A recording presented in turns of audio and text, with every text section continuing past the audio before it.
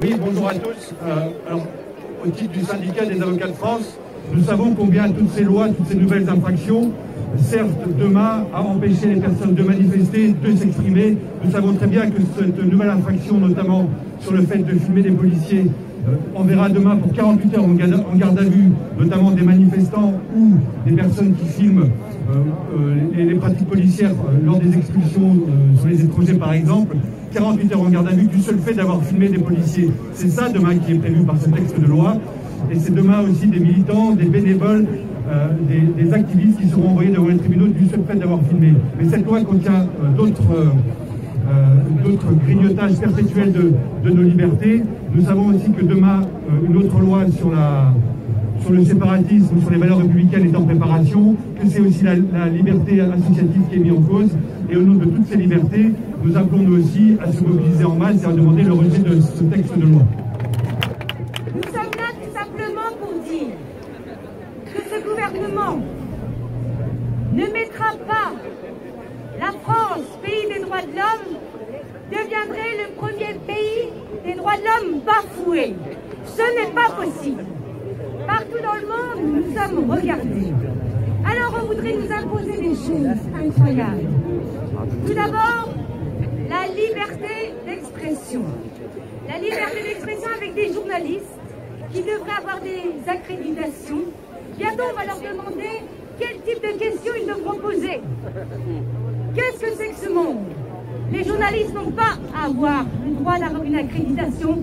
Ils doivent pouvoir vivre et faire leur métier librement. Ça, c'est la France.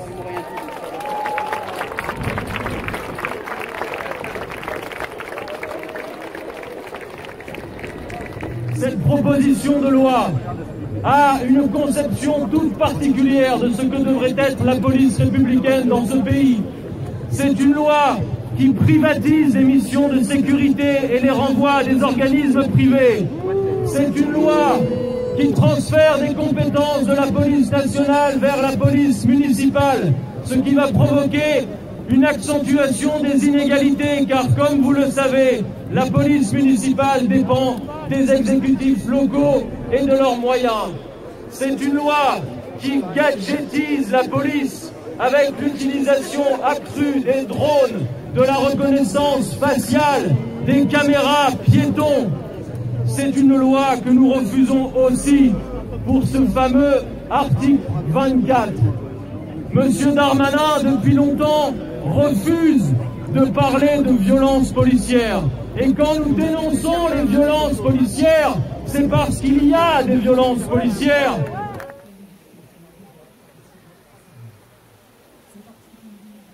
Les forces de l'ordre, qu'on appelle les forces de l'ordre aujourd'hui, s'appelaient auparavant les gardiens de la paix.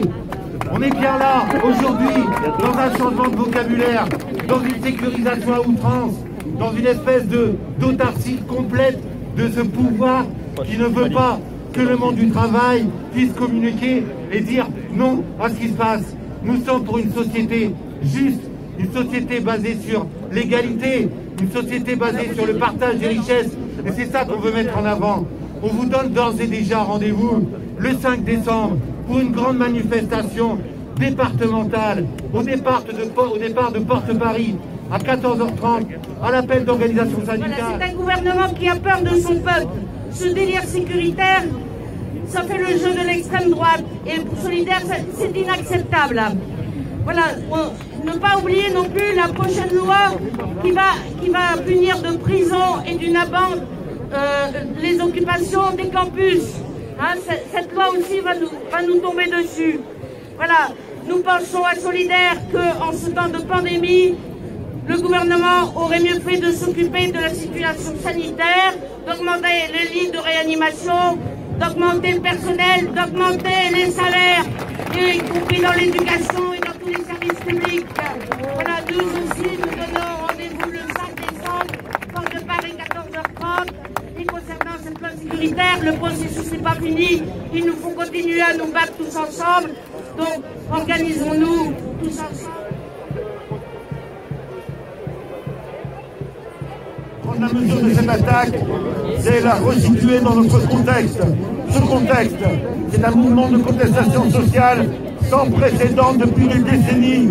Du mouvement contre la réforme de retraite, aux gilets jaunes, en passant par le mouvement contre les crimes racistes et policiers, on n'a jamais assisté à une montée en charge des luttes sociales. C'est ce mouvement-là que l'on veut réprimer en se donnant les moyens légaux pour le réprimer.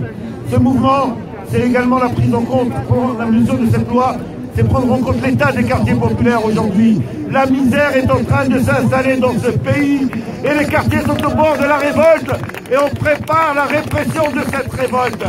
C'est pour cela que nous n'avons plus le choix. Nous devons nous unir pour ne plus subir. Le gouvernement a pris le prétexte de cette pandémie pour nous imposer des lois liberticides. Je voudrais dire que, bien évidemment, nous vivons cette situation en France, mais que nous la vivons aussi dans le monde entier et que People's Own Movement, le mouvement pour la santé, participe dans un nombre innombrable de pays à des mobilisations similaires. Je voudrais dire aussi que la première de ces mobilisations a eu lieu le 7 novembre à Toulouse, à l'appel de l'intersyndicale du CHU de Toulouse, et qu'elle a été élargie à l'ensemble du mouvement social de Toulouse. Eh bien, prenons exemple là-dessus, élargissons notre combat et faisons en sorte que ces lois liberticides disparaissent. Merci.